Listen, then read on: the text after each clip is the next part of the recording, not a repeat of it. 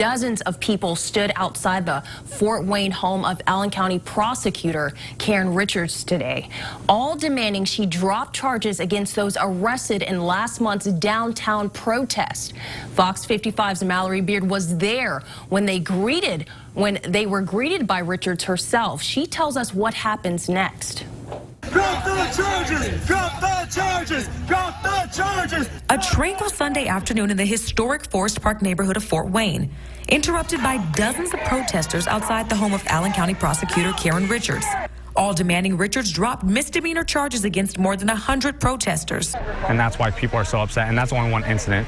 And I mean, 100+ people were arrested, and so there's a lot of voices to be heard. Flanked by police, Richards came out to her driveway and told the crowd her team still needs 3 to 4 more weeks to process all the video. Series of days with thousands of hours of video footage. It doesn't happen overnight. I am assuming there are going to be people that are going to get their charges dismissed. I am assuming we're going to find that there were people that did violent things that shouldn't have happened that are going to get arrested. Protesters demanded to know why some of them are still being arrested, including the organizer of today's event, for being in the street a month ago. Where he was charged with blocking traffic, which is a ticket. I mean, and realistically, you can just give someone a warning, hey, don't block traffic. You peacefully stand over there and behave yourselves and exercise your First Amendment right. You have a perfect right to do that. And that's what we had done, but they tear gassed me. Yeah, we all got gas. Multiple times. They shot at me.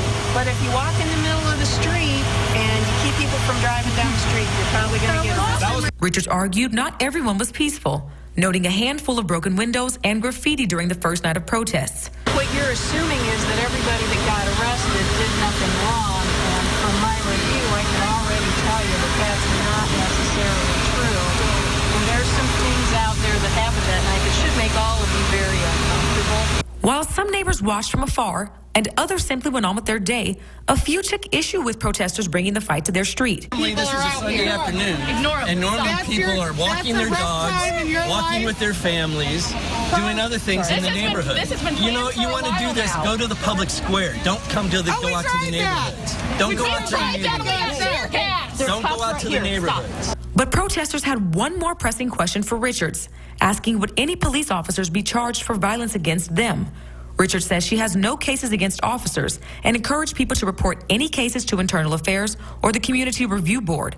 Many of the protesters left unsatisfied with her answers. She never answered anything very clearly. One of the examples of that is when she was asked about the 3-year-old child who was attacked by the police and gassed. Her immediate response is, well, what were the circumstances? There are no circumstances in which a 3-year-old child deserves to be gassed. None whatsoever. In Fort Wayne, I'm Mallory Beard, Fox 55 News.